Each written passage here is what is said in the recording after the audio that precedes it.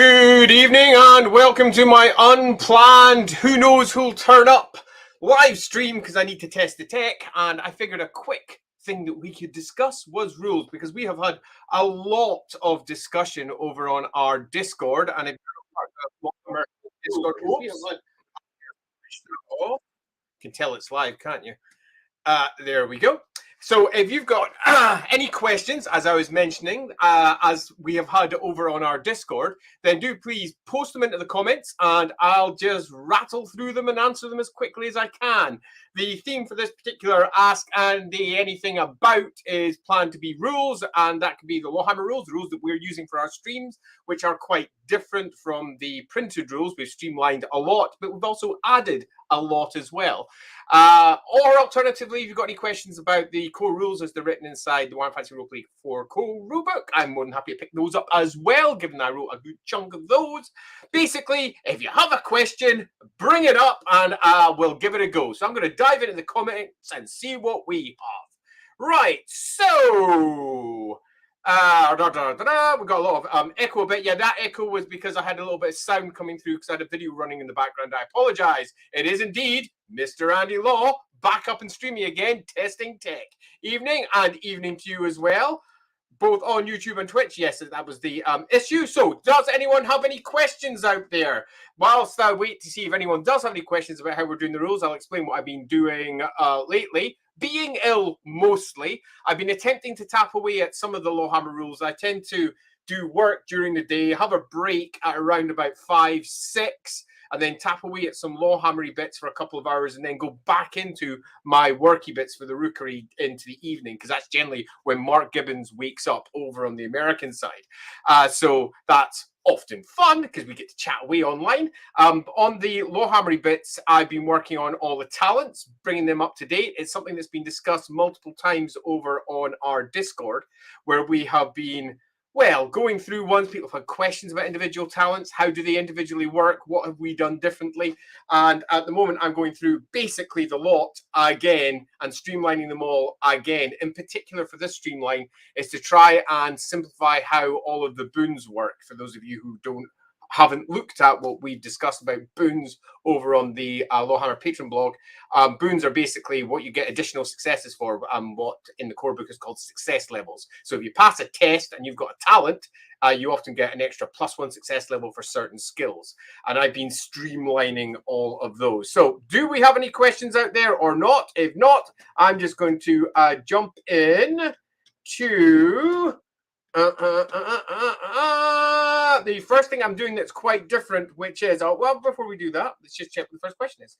Is it your intention to put out a single document with the complete LAWhammer, or is it going to be a series of things that fix individual systems? Right, so my intent at the moment is just to put out a bunch of individual things. They'll go up over onto the LAWhammer blog, and I will just drib and drab them out as they go. I've no intention to basically rewrite a core book. I'll leave that for the current license holders to go and do as and when they wish. They, I imagine, are at the point where they want to do their own version, given they've got so many rules spread across so many books, and they'll want to do a consolidation in a similar fashion to what I'm doing. So I'm not in a position where I really want to be challenging that. I'm adding on top and providing house rules for those of you out there who wish to do them. If it's a completely new system, I will release it as a new system PDF. So for example, like stress, we've already got a stress PDF up there, which shows you one way that you can handle what used to be called insanity. And we've renamed it as stress. I'm going to be doing another rejig of that soon. When I rejigged all of the talents, it made it clear a couple of things that I could do to stress to make it all integrate a little bit more smoothly. So that document will get updated as well. So as it currently stands, it's a bunch of individual stuff. But behind the scenes, here in LAWhammer Central, over in my living room where we're going to do it and play it and use it, it will be a complete rulebook that we have that we're going to print out and use as and when we wish to do. So at the moment, working on the talents, as I mentioned. Next, Nico comes in and says, magic rules, how they work with your advantage, critical casting, miscast, minor, major, catastrophic miscast, yes. Main difference of 4E, channeling options like 3E, where you hold power, cantrips. Right, so all of that. It's very difficult to pin down on any of that as an individual question. So I'll quickly and loosely discuss each of these, and that's about it. So first one, magic rules. How do they work with advantage? If you have advantage in our game, it's a binary. You have it or you don't. And then if you have advantage, which can be used as a card or a coin or anything in front of you, so you can just flip it over to see whether you have it or not. If you have it, you get plus 20 on a test. That is pretty much almost the only modifier that we have in the LAWhammer version of the rules. There's no other modifiers for difficulty, things to add on or subtract. That's it. Just plus 20. And if you have advantage, that applies to pretty much every single rule that you do.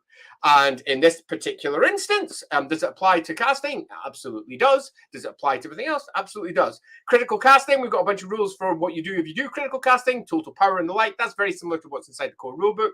Miscast, definitely, although I'm growing more and more unenamored with the name miscast, largely because it very much suggests only spell casting, but many of the miscast results are really magic going wrong or spiraling out of control. Much like the old Tzeentch's curse used to say, but it's not really a curse either. So if anyone's got a good name there for magic spiraling out of control, do feel free to drop it in the comments or throw it into our Discord. There's a link for our Discord down in the YouTube description for this video, although it's not inside Twitch because I have no idea how to add things to a Twitch because I'm a noob.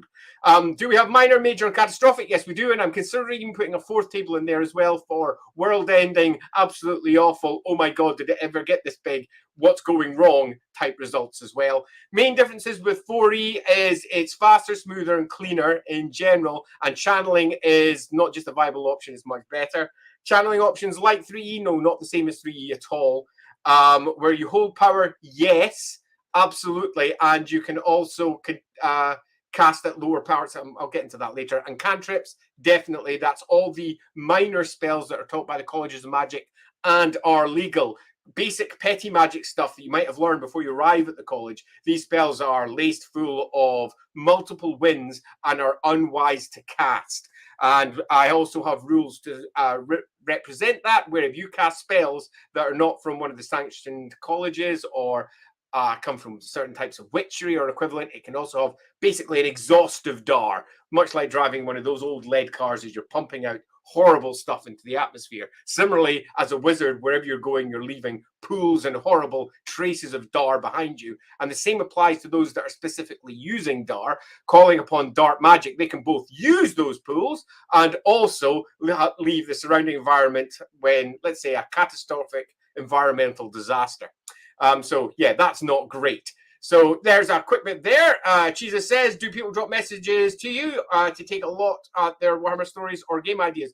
I prefer people not to private message me. I often forget to look at them. I'm as ADHD as you can get. So a message will pop up. I'll look at it and go, oh, that's nice. And then I'll forget about it. And like 9 weeks later, I'll go, holy shit, that message what came in. I've not replied to it. Where if it's sitting inside a public area, it's much better. So I recommend if you want to get in contact with me, do so on Discord and do so in one of the many, many channels that we have over there. If it's about LAWhammer in particular, drop it in there. If it's about, say, for example, game design or whatever, drop over into the Rookery because that's where we handle all that stuff. There's a link for the Rookery Discord, I believe, inside the YouTube video, so you should have that down there. Lord Master says, my question is, okay, here we go. What do you think High King Thorgrim Grudgebearer would make of the Mutant Emperor's Mutiny Edict? Well, would Karazhan take any action during the Enemy Within storyline? That is going to be a part of the ongoing storyline of my playing of the, my version of the Enemy Within campaign. As of yet, news tends to travel relatively slowly, not just in the Empire, but in the old world. So the time it'll take for it not only to arrive there, for the dwarves to mull it, which could take quite a while, to confirm that it's actually true, and to then start issuing some form of response is relatively extensive. So it's not something that's going to hit immediately. But do I think they'll like it? I'm guessing no. Lindsay's out there currently at the gym, which is one of the reasons why I'm doing my quick test now. I trust that she's currently exercising away popping hearts out.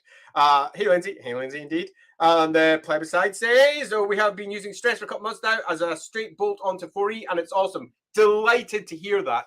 If you do have any questions, queries, or more importantly for this one, if you've got any ideas for how to run it a little bit more smoothly or you think would work better at your table, do drop them into our Discord or alternatively over onto the blog, because we're in a constant state of trying to keep things as easy to use as possible. And if that involves a quick rewrite, then we'll just quickly rewrite it. But I'm delighted that they're working smoothly for you, pardon me. Lindsay says, at the gym listening to Andy because I can't get enough of his voice. Oh, so cute. Cora says, hello. Hello. Enter64 says, hi, Andy. Back again with a question about your advices on starting legendary characters in Warhammer Fantasy Roleplay 4. Hope you're doing well. Right, this is a good place to at least start that conversation. It's something that I've been discussing with Lore Master of Sotek a bit as well, who may be out there somewhere, because the starting of high-tier characters has so far been relatively underwhelming. I don't know how many of you have actually played Warhammer Fantasy Roleplay 4 to any length, but once you reach a certain point, your characters become relatively powerful. And most people who are playing it seem to think this is top tier play. They played for 6 months to a year and they've got themselves maybe 5k to 10k experience and they think their characters are powerful. But, and I'm going to be relatively blunt here, in the greater scheme of Warhammer, they are not powerful at all. These are people who have just been adventuring for a year or so, maybe in terms of campaign time, it might have been 2 or 3 years, but these are still not the great characters of Warhammer, the enormously powerful, potentially thousands of years old characters who have done so many extraordinary deeds that it'll make your PCs look like tiny little weaklings, and they are supposed to be not necessarily tiny little weaklings, but most certainly not more powerful than everybody else. One of the most popular side questions is, just how powerful would be someone like Cyrus Gorman, the Supreme Patriarch during the time of the Enemy Within, or someone like Teclis of Althuan, or Tyrion. How big, or the big one, to mirror the conversation I was having with Lore Master of Sotek last Sunday. Go watch that stream over on Lore Master of Sotek's channel if you want to see a big conversation about Warhammer there. We were discussing Malekith, the Witch King of the Dark Elves, and he's what? 7,000 years old, and throughout that time, he's been a mixture of brooding and perfecting himself. Can we build those in Warhammer Fantasy Roleplay 4, or do we have a position that's similar to Warhammer Fantasy Roleplay 2, where the system actually can't accommodate top-tier stuff without breaking? And by that I mean, if you run through the career system in Warhammer Fantasy Roleplay 2 and you reach effectively the top tiers, you're probably going to be stronger than a dragon, more capable than most of the NPCs, because the system only tops up to about 100 in each one of the stats, and then there's nowhere to go. And when you've got to stat something like a greater demon in that same spread, suddenly there's not a huge difference between the PCs and the NPCs, and you end up having to create random special rules to try and create some form of space between your greater demon of Khorne and your party of PCs that are facing off against them. And the answer for Fantasy Roleplay 4 is yes, you absolutely can stat them, and yes, the rules do accommodate them, and yes, it can be done, but it is potentially, if you just use the rules that are presented inside the core book, a laborious process, because you would need to go through all the different careers that these individual characters have gone through. Each one of these careers would probably be adding at least +5 onto their attributes for each one that's in that career, +5 to all of the skills that they might have there. And if you're looking at a character that's been through, say, 10 to 15 careers, it takes hours to build those. Absolutely ages. And unless you're a very dedicated GM, that's a bit dull. Particularly if you're looking to build, say, 10 or 15 or 30 NPCs, it's an unacceptable way of doing it. Now, in Enemy and Shadows, I took the first steps towards showing fast ways to build NPCs. And if you go look at the appendix in Enemy and Shadows, you'll see a nice little bit there that says, here's a quick way to build NPCs. It's one of the very first things that's inside the appendix. I was going to follow that up in Death in the Right before I left from the job with exactly the same thing for how to build experienced NPCs. And I was going to be showing a method of not having to dive into all the talents and all the careers, but still build NPCs that have got proper heft, weight, fit in with the standard rules and can be created swiftly. That never got written because I wasn't there, but I do use that basic concepts behind the scenes. And that's not a difficult process. I'll probably write a blog about it. It is, however, not entirely accurate to the rules, as in it doesn't exactly simulate going through all of the careers, getting all of those talents. But if you're a GM and you're playing with, say, 13 or 14 NPCs, and hopefully not talking to yourselves too much as they chat amongst themselves how they're going to kill the PCs, it can be difficult to track all of those NPCs. So the system that I had for the more powerful ones didn't use the talents and only used a couple of traits with the rules sitting underneath them. Instead, it used effectively just the stats and a few extra skills on top. Worked really neatly. So I'll write a blog up for that to get you going. I will say one last thing on this one, though, and that is what if you do want to actually stat them out properly? Like, for example, if we look in Rough Nights and Hard Days, Emanuelle von Leibowitz, she got herself a properly statted up character sheet with things like Wealth 25 and Attractive 8 and similar. Now, these are proper, hefty, deep XP characters, and she's very effective. Go take a look as well at Detlef Sierck or Sirk, depending on how you want to pronounce it, Detlef Sierck anyway, inside Rough Nights and Hard Days as well. He got himself a proper write-up, and he's got several skills sticking all the way about 150, 120 and around about that area. But for some of my PCs, I've got one PC who's got some that's actually hit our screens in LAWhammer, and that NPC's got a skill well over 200.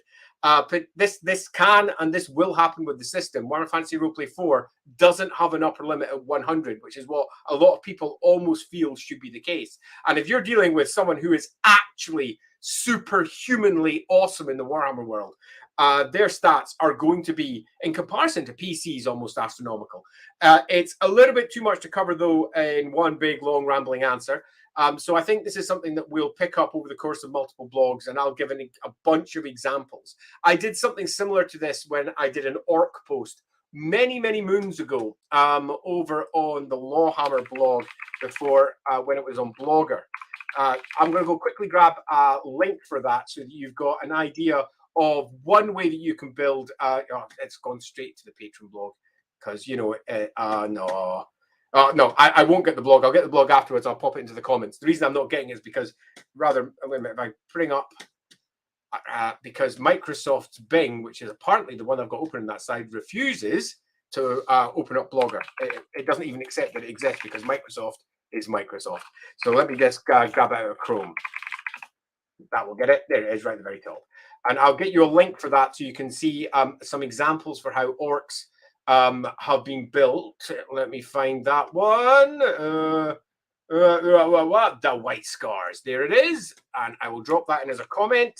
And you should be able to click on that comment and go have a good read of that. That gives you an idea of how you can build an entire tribe. There's another one where it's got all the stats for those sitting throughout as well. Lots of stuff in there. Good NPC building conversation. Master Tail Drums says, hey everyone, hello. Jinx says, I got so much reading to do. I'm going to do a LAWhammer playthrough. And I'm delighted to hear that. We do have a lot to go in terms of our rules. Peekaboo, now bye. It was lovely to see you for 2 seconds, Roderick. Hope you catch the stream later. Kemia, I have no idea. Kemia. I like Kemia. I hope that's close. If you were teleported in the Warhammer world as a wizard with 100% of the knowledge you know now, what would you do? Assuming you were teleported as a human 100 years before the end time. Well, what sort of wizard? I mean, that's how long's a piece of string? And is it the real Warhammer world or is it the LAWhammer version? The LAWhammer version is a deeper, more complicated, less black and white version of the Warhammer world in general. And my magic's quite different in terms of its overall application, while simultaneously being entirely inspired by the printed Warhammer world. So the first question to answer there would be, if I was a wizard, and I'm presumably human, that means I have to be from one of the colleges. I mean, Celestial wouldn't be bad. You live for a long time as Celestial, and they tend to avoid frontline conflict. I mean, who'd want to live in the Warhammer world? What would I do? I would hopefully not die. I mean, the Warhammer world is grim. I wouldn't be wanting. I mean, I wouldn't be wanting to cast. Oh, I'm not sure. I'm going to have to think on that question. I might come back to it later. What calendar do the Aenir elves use? High elf, like Elwee? I'm not sure. Elwee, wood elves, like high elves or the wood elves, or different. That video about, yeah. Okay, so My Aeonic elves use a different form of calendar to the wood elves, I think for fairly obvious reasons. Their calendar is based around Athellorin, for a very quick way of discussing it without going into any depth. The calendar is very similar to what my version of the Azure use, largely because as far as they're concerned, they're the original elves and they've never really left what it is to be an elf. As far as they're concerned, when they look out to somewhere like Ulthuan, they don't really see elves as they understand it. They see elves that have chosen to follow a very discrete and unique road, path, if you will, towards enlightenment, where they are only really accepting half of the mandala of deities, the elven deities. They have disregarded half of them because they see them as effectively responsible for what caused the whole Dark Elf schism. And the Aeonir do not. The Aeonir have no beef with the Dark Elves. They have no beef with the High Elves. They see both of them as bad or as good as each other, depending upon how one looks at it. Indeed, they see the same bloodlines on both sides, and, you know, kind of just don't get on with the whole idea that the elves need to be split the way that they are. They've got, much like most elves, nothing but contempt for those sort of ideas. So to cut that one down, they use a calendar that's similar to the Azure calendar, but not the same. Lally says, hi, hello there. Quaris pops in and says, no, I'm here on Twitch. Delighted you're over on Twitch. Good to hear. Nico goes, I have to run. It was nice to see you for a few seconds. I will drop my remaining questions on Discord. I'm sorry to say that you won't get them here. Master Tail says, not sure this is the right place to ask. Why not? Are you planning to release translations of the LAWhammer rules in other languages? I could translate French if you need someone. I had not really considered it. Someone's already done some translation for some of them over into Russian, of all languages. Now, obviously, there are some issues with, without going into the obvious political issues, there's some issues with all of that in general. But I'm all up for people making house rules as much as they can, translate it into whatever language is possible. I'm also up for them being as centrally stored as possible to make it easy for everyone to find what they want. So if there's anybody out there who wants to do translations and they think they're in a position to do them well, then I'm more than happy for people to come knocking, ask over in Discord. That's the best place to do it. I will admit, if you're not sure if your language skills are up to it, I would probably prefer you didn't, because if we're doing it, I'd at least like it to be done well. The translation to be solid, the understanding of the rules that lie behind it to be nice and solid too, so that you don't misunderstand rules, because there's nothing worse than a translation being quite different to the core. When I was running as producer the Warhammer Fantasy Roleplay set of rules, and all the various language editions were being done, I had big long conversations with them, and I was always open to being pinged questions all the time to ensure that their translation was as close as possible to the intent of what the original rules were. But I haven't really thought about it nor really put any time into it. But if anyone out there wants to give it a go, I'm happy for other people to put the time into that, because that's kind of cool. How do you decide how many levels in a particular talent an NPC should use? Why Countess from would have exactly 25 levels of wealthy. Right, so there's a couple of questions in here, because wealthy is a slightly different talent to the rest of them, because wealthy doesn't have a top end, where many of the other talents do. A top end typically tied to the bonuses of one of the stats, like, for example, your strength bonus, your weapon skill bonus, or your toughness bonus. And in some respects, the question is answered by how you perceive this NPC. Is this NPC playing at the very top of their game? Could they be any better than they currently are? If the answer is yes, then they definitely shouldn't have maxed out their talents. So say, for example, they had, let's just pick a random talent off the top of my head, something like attractive, since that one came up already because of the Countess of Null, and it applies to this particular example. She's got attractive 8 because she is quite literally at the top of their game. Her fellowship bonus is 8. her attractive is 8. But if you take a look at some of her other talents, they are well below their bonuses because she doesn't play those areas at the top of their game. It's about building the character, not necessarily about min-maxing or choosing what is the best outcome. It's about choosing what is an accurate representation of those characters inside the world. So that is what drives my type of character building. Your type of character building may be different, and that's cool. I don't do it correct. I just do it the way that I like. And it happens to create characters that have a particular look. You might want to build them in a very different way because your game is going to obviously need to be based on what works best for you and your players, and that might come out with a slightly different outcome. Jinx says the whole LAWhammer cast is top notch. I obviously approve of that comment. I think it's fine, and I'm sure that they all agree too. I have no idea how to pronounce your name. I'm going to go for Jasadiego. So many different ways to say it. You can ping over and say how to do it if you wish to phonetically add it. I'll just make up versions as I go. I have an idea to do that. You can take 2 professions at once to make more complex story, like interesting, like a diplomat, hunter, scout. Not sure, right? So basically, multi-classing inside the Warhammer Fantasy roleplay system. It's something that's been discussed multiple times, pretty much from edition 1. Largely because the conversation during edition 1 came up. There was something like this. Right, I'm playing a baker, but all of my adventures are as an adventurer. Shouldn't I be in the adventurer career or some equivalent that means adventurer, as well as being a baker during downtime? And there are multiple ways to answer that. One way would be to allow multiple careers, but you tend to find that through doing that, you create a certain homogeneity. All the characters end up starting looking like the same. And the great depth and wonder of the Warhammer Fantasy Roleplay career system begins to break apart. But I do believe that there is definitely routes through doing this. The system as it currently stands allows you to bounce around between careers with relative ease. You don't need to just sit inside one career tree. If you look at any of the NPCs that I've created, they bounce around as they might complete one level of this, then another level of that, and another level of something over there, and then back over to that career to do that. And that is, in general, the way that I think this system works best, because you're not a hunter scout. Take, for example, in our streams, Birdie's currently a bargee, but she still half thinks of herself as a rat catcher because she's completed several levels of rat catcher, but she's also completed a level of envoy. She's got a bit of a past. Let's put it that way. Somewhat similarly, let's say LAWhammer. She's completed a variety of careers, including bod, including sewer jack.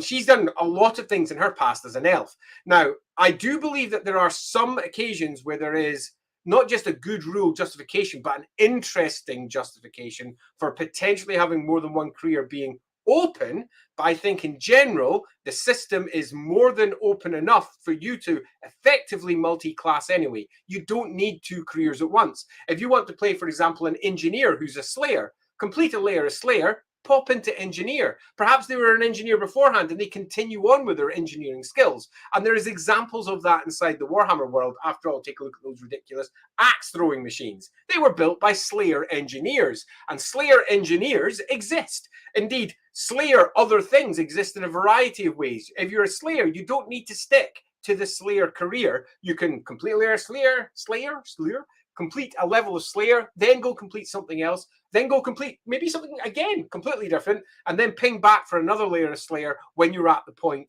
when that makes sense. I don't think, broadly speaking, multi-classing is necessary, but I do think there's some arguments for when it makes a lot of sense. I'll give you one example. LAWhammer, she's the elf in our campaign, and she is 50 odd years old, unless you've watched the most recent streams and you realized she's a hell of a lot older.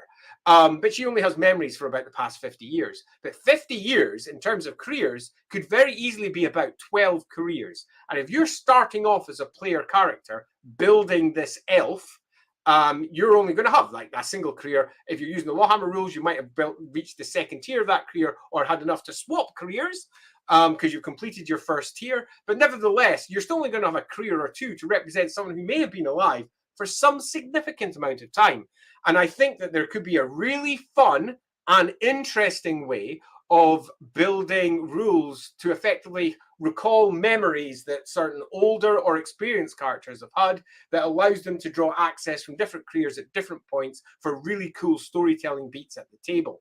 And I think that there's something in that. The only downside to building something like that is there's enough elf bullshit already. Elves are already super cool. Why make them cooler?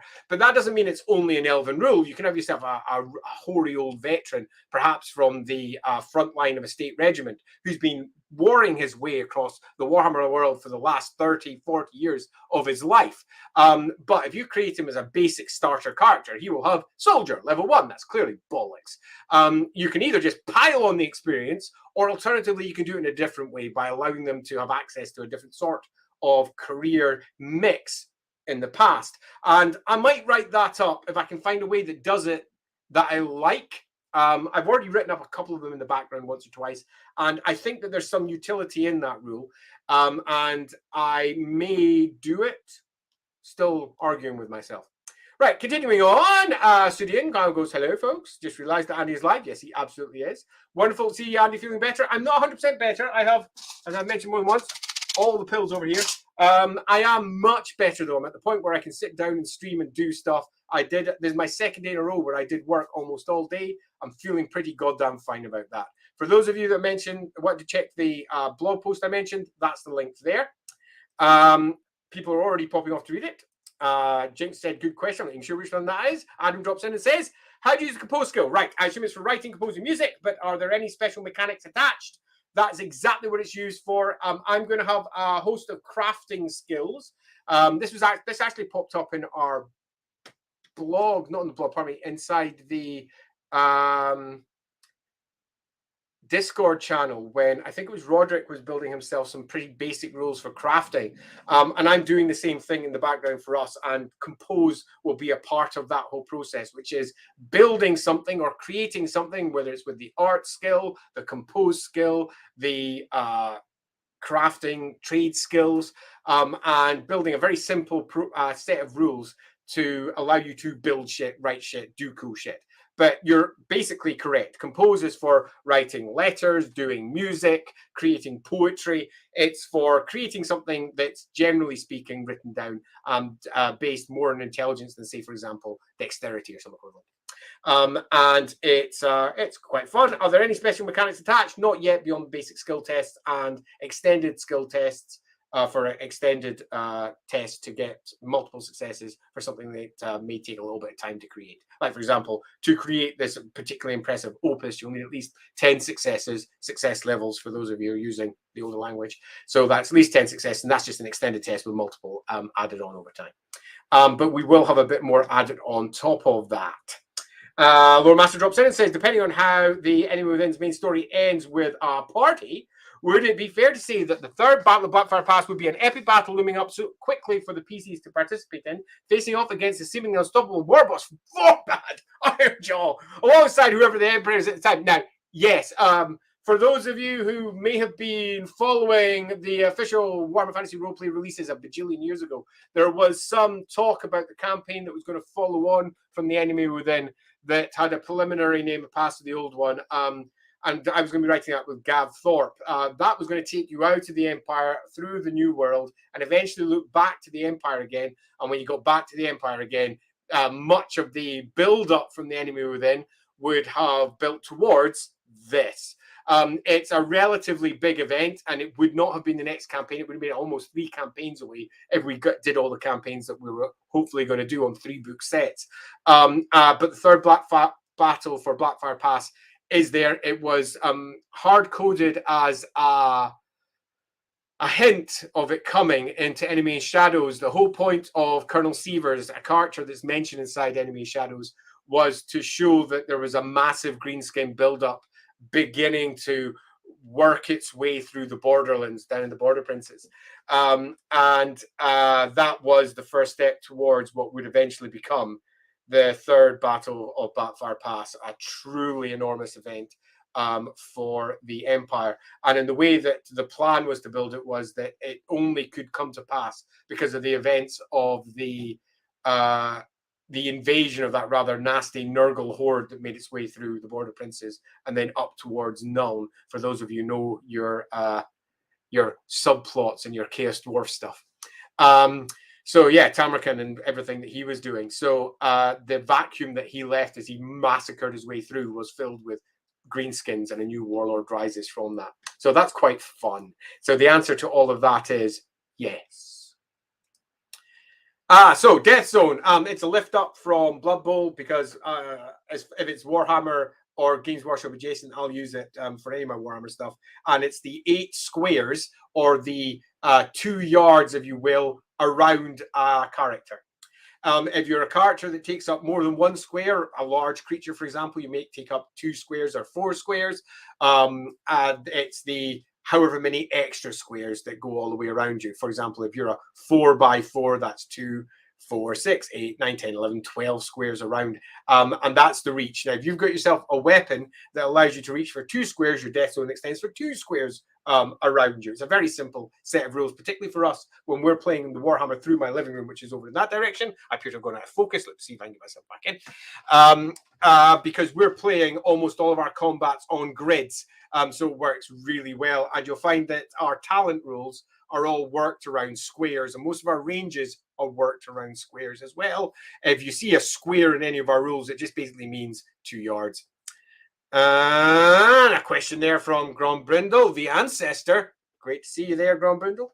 Can't go wrong with a bit of White Dwarf. One question for me. I want to make a campaign. Excellent. Going to a Fallen Dwarf hold. I love it. How would you best describe an adventure there concerning traps, combat, and special interactions? Right. So the first question, I would, just to be relatively quick on this one, because this could be a stream in and of itself. Building an entire hold would be freaking awesome. But the first thing I would worry about is, what's the character of your hold? What was it? What did it become? Why did it fall? What now lives there because it fell? What locations are there in there that never really got reached because they were locked off for one reason or another? And then I'd start worrying about the themes. And by that, I mean, what sort of story do you want to tell? Do you want to tell a story about betrayal? Do you want to tell a story about if we work together, it'll all come out in the end? Even positive sounding themes can turn super nasty when you put a Warhammer spin on it. Wherever your theme is, I would then use that to start building locations and building our major NPCs. If it's all about betrayal, then the hold will have fallen because of a big betrayal. But I wouldn't make it a dwarf betrayal, because dwarves betraying dwarves is, well, it's just not really the done thing. And it's not just that it's not the done thing, it's so antithetical to them that it's almost effectively impossible. So I really wouldn't be doing betrayals with the dwarves in that regard. And by betrayal, I mean properly breaking your oaths and your words. But I would have that possibly sitting as a core for one of the dwarves, someone who perhaps was forced into it by an extreme act, perhaps by whatever that caused the hold to fall. I would basically build a core theme, and then I would build that into the fabric of what this hold was, how it fell, what the new people are there. So, for example, if there was greenskins inhabiting it, I would have them all bickering amongst themselves. The main war boss has got someone who's looking to pull him down. And there may be a goblin advisor sitting on the side, yes, boss, who is also intending to pull them all down, betraying each other in a network. Something that the PCs are clever and can glean through whatever clues and hooks you leave lying around, they might be able to take advantage of that and have them fight amongst themselves, and the PCs can then hopefully skirt around them or then pick the pieces apart afterwards. Loosely, I'd go for themes, and then I'd start worrying about what the main story is. I mean, why are they going to the hold? What's the job? How are they getting there? And once you do that, you then can start adding extra detail. The first thing cut a long story short, build your theme, build the story of the hold, and build the story of why the PCs are going there, and everything else will begin to slot in afterwards. But it's hard to talk about all those other things until we've built something. I'm very much someone that likes to build and explain as we go. And if we're doing something like that, it'd be better to just sit down and actually do it someday. Much like we're doing with the Callaghan streams. I don't know if you've watched any of the Callaghan mapping streams. This the first one's like 7 hours long. It was originally done for the Rookery as a step-by-step process for showing you how you can use one of the mapping techniques that I did in a masterclass for the Rookery to make your own maps at home. Those streams, of which there's like 15 at the moment, and there's going to be many more, those streams are absolute chock-a-block full with random deep dives into lore all over the place about pretty much the empire's political shape, how it got to be where it is today, different cults, different shapes and of buildings, how they could all come together. And somewhat similarly, if we were doing a dwarven hold, particularly a fallen one, I'd like to build it properly a little bit like that. Moving on, fallen, my evil mind immediately thought unstable ceilings. There probably will be. Adam drops in. Hi, Adam. Always good to see you. Again, not a question, but I really love the addition of the term boons. It is the core rules, but having a specific term for SL bonuses really makes it easier. Yeah, it does make it so much easier for discussions at the table. It's why I also separated success level into successes and fails, because it just makes it easier to understand what's going on. It's very easy to say I've got 3 fails or I've got 4 successes. I've got -4 success levels. Just sounds freaking weird. I never liked it. It's not a particular rule that I would ever put in place. Originally, my first draft of the rules, there was no success levels or equivalent. It was all degrees of successes and how they worked. And that got changed during development, turned into something quite different. And when I was going back to it and going, what do I want to do to make the LAWhammer rules easier to understand for my new players and also easier to run at the table, one of my first very clear design goals was to simplify and clarify the language to ensure that everybody could understand what was going on, because we were going to be changing rules. And if we were using a rule that was saying the core rule book and doing it differently, it would be a bit weird. So we just gave it a new name because it was quicker. But it does make the clarity at the table significantly better. So yeah, I agree.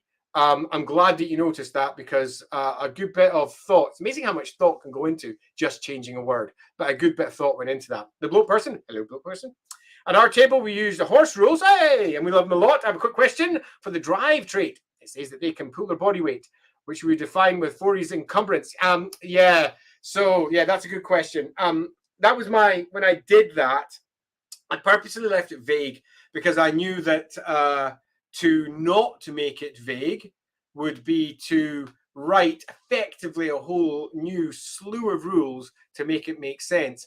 The encumbrance rules in Fantasy Roleplay 4 are fine. They do it a jot. It's some quick, simple numbers, and you can carry so much of them. But I tend to find that the vast majority of people just simply don't use them.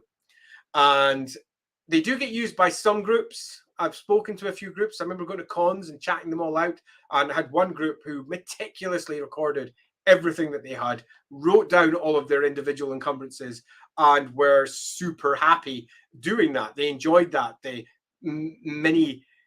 micromanaging, I suppose, of it all was appealing to them. But the vast majority of groups just don't care. They're like, yeah, I know I can't carry 12 swords. I don't need a rulebook telling me that. I just need some general guidelines. And generally speaking, that's what I often prefer for encumbrance rules. And then trying to force those encumbrance rules into, say, for example, let's use encumbrance units for trading and all the rest, often just becomes a force of that rule being applied elsewhere. So I specifically didn't use it. Oops, I shake my table there, because I didn't think that the majority of people using them would use them either. So that all said, yes, they can pull their own body weight because that makes it super easy. And how would you define that with 4's encumbrance? How long's a piece of string? I would probably define that by multiplying their encumbrance totals that they're normally allowed to carry by the number of times that they've taken that particular talent +1. So if you've taken the talent once, then you multiply it by 2. Taking a talent twice, multiply it by 3, and away you go. That would do. I mean, it's a bit rubbish. I wouldn't be happy with that. I'd want to sit down and hack it all out. But really, if I was doing this properly, I'd want to hack out proper rules rather than just make something up in a stream. If you're desperate for that to be a thing, drop into Discord and we'll perhaps talk it out and make it all work. Just thinking about the encumbrance rules in my head and how they're built and how many encumbrance points you got. It's because the encumbrance rules don't deal specifically with weight. They deal with bulk as well, which makes it a bit more difficult to do a direct translation, because some things are particularly heavy and some things are particularly encumbering, difficult to carry, but it's based off of human-sized stuff. There would be some thought required for that. That sound attractive talent. Yes, indeed, do like an attractive talent. Moving on, they're very fine. Let's go at weaponized dwarven bread. A baker, can't go wrong with that either. This is when we're discussing that. Carrying on down to here we go. Wolfsbane. First edition characters tended to all navigate towards assassin. Glad they didn't. Yeah. So I'll just loosely cover this as a core design goal for 4th edition that all 3 previous editions did not succeed at. And they all made the same mistake, and 4th edition was set up to directly tackle that mistake. And that's that in 1st, 2nd, and 3rd, there was an enormous number of basic careers. These are just your basic everyday, you meet this individual, that individual, or whatever. There was a small number of mid-tier careers, and some people believe that there aren't mid-tiers, but all editions had them. Even though they might be called advanced careers, there were tiers to those advanced careers, and those who were designing them behind the scenes were fully aware of this. It was quite obvious with some of the careers. For example, wizards, the easiest ones to pin down. In 1st edition, they literally had level 1, 2, 3, 4 wizard, super easy. In 2nd edition, they pretty much had the same thing. Wizard apprentice, wizard, master wizard, going up to wizard lord. It was just basically porting over the system 4 tiers. And that's the 4 tiers of character that you had. Basic, career, slightly more advanced, kind of advanced, and super advanced. I'm top tier. When you move to 3rd edition, they largely did the same thing again, with different tiers of career. And you can see that super clearly. 3rd edition tried to fill out the top end with their heroic level careers, but the system itself did not really accommodate that frightfully well, and they didn't build enough of them.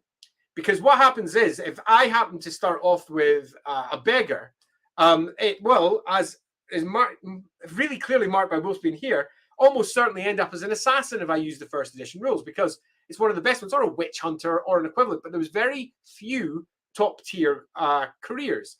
The number of times I found myself at a convention and I would say something along the lines of, "What's in your party?" person that I'm speaking to. And they'd say, "Oh, we've been playing for the last 3 years and our party is this." And they were almost all the same parties. A top level priest, a top level fighter, a top level wizard, and they were all the same. There's the assassin, there's the witch hunter, there's the wizard, there's the priest, and off they went. The lack of variety was astonishing. It ended up falling almost into D&D, where they could effectively have just chosen classes because they all ended up at the same point. And I didn't want that for Warhammer Fantasy Roleplay 4. I not only didn't want that, I argued that couldn't be the case pretty much from not just the point when I was brought on, but almost 6 months before I was brought on. I said, this is one thing you have to fix. If you fix nothing else, please fix that. And that is, no matter what career that you start with, there's got to be an equal end goal. You might never go there. You might go into a completely different career as you make your way along, but everything has got to have a beginning, a middle, and an end hard-coded into it, so that not only is there 64 starter careers inside the core book, but there's 64 top-tier careers as well. Because Warhammer doesn't mean the same thing to everybody that's playing it. Some people think of Warhammer as down in the gutter, being the worst scum of the world, happening upon some sort of nasty thing and being the only ones there to fix it. But ultimately, their life is always shitty. And they are never, ever going to be heroes as it's understood. But that's only one way of playing Warhammer Fantasy Roleplay. For other people, Warhammer Fantasy Roleplay is troll slayers and high elf mages and ogres bashing through things, and perhaps even dark elf witch elves playing around doing their thing. And there is no reason that Warhammer Fantasy Roleplay, not Empire or Scum Fantasy Roleplay, but Warhammer Fantasy Roleplay shouldn't accommodate all the other potential characters as well. You should be able to play, I don't know, captains of the Imperial State Army. You should be able to play Grail Knights. You should be able to play High Elf Mages. All of these things should be hard-coded into the basic DNA of the rules, which is why the careers very, very carefully were set up from the beginning to allow everything from the bottom right up to the top, and quite clearly did not reach the top, because a whole bunch of the careers clearly have upper levels that could go above that. And that's something that LAWhammer does. Our careers will have 4 or 5 tiers, pardon me. Top level being put aside for often epic level bullshit. Proper crazy stuff that most people will never get into. We're talking about your Gotreks. We're talking about your Teclises. We're talking about your Grand Theogonists sitting on their big, huge, massive war altar with a big Jade Griffin doing the Jade Griffin-y thing. I had to ensure there was space for that. But I also had to ensure that no matter what career you started off with, that you had somewhere to go if you wanted to, and every party would hopefully end up looking different. And I think we succeeded on that. There was lots of 4th edition didn't succeed at, I think. But on that particular front, I think it did a pretty good job.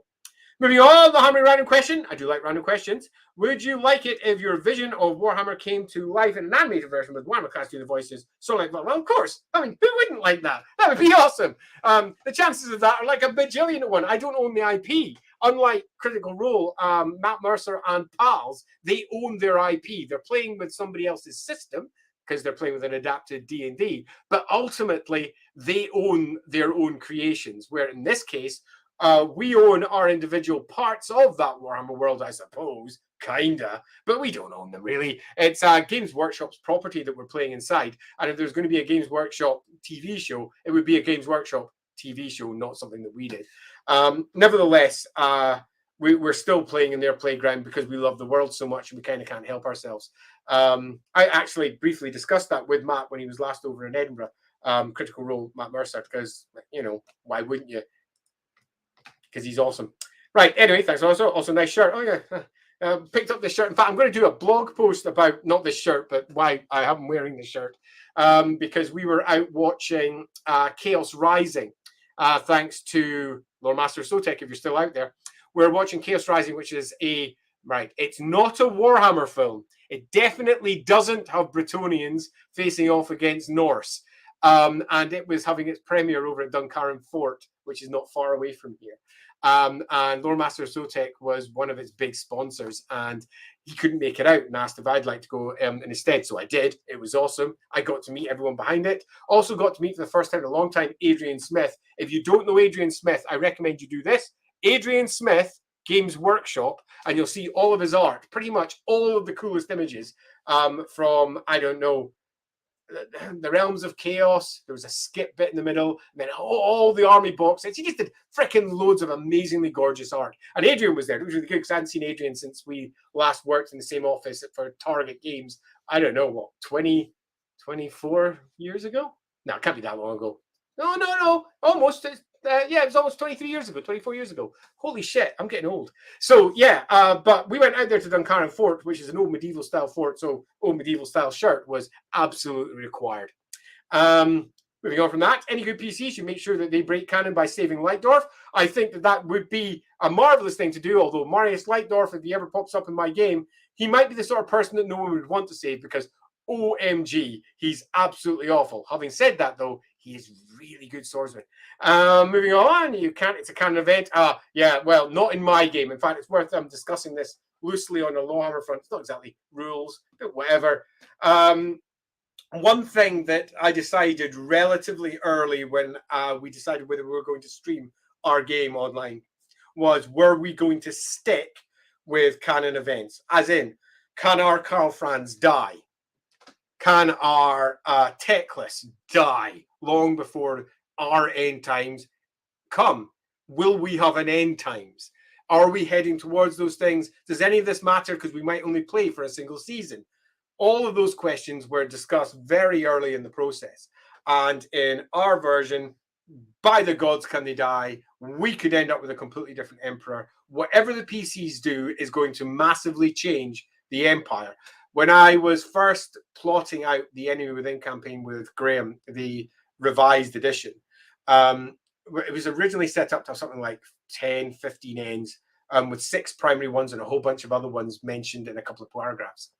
And the end that they actually sort of went with in the books was meant to be almost one of the very worst possible ones. And there was reasons for why that was the case. Because after all, there's just one thing that you need to consider. What happens to the Warhammer world if you follow canon? It blows up. And why does it blow up? Because chaos wins. Why does chaos win? If the Enemy Within is the first step towards the end times or a potential end times, then it must be the first step where things go wrong. And I think that's going to be a core theme for our version of the Enemy Within as well. Will the PCs be able to come out with an outcome that's different?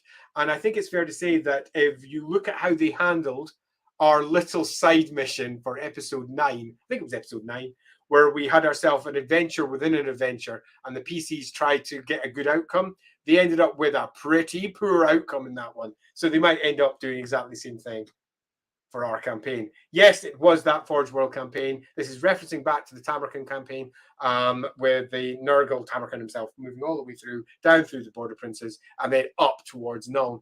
And that's an event that we've wrapped up into our version of the Enemy Within. Right, so that's a really good question from Tommy Bravo there.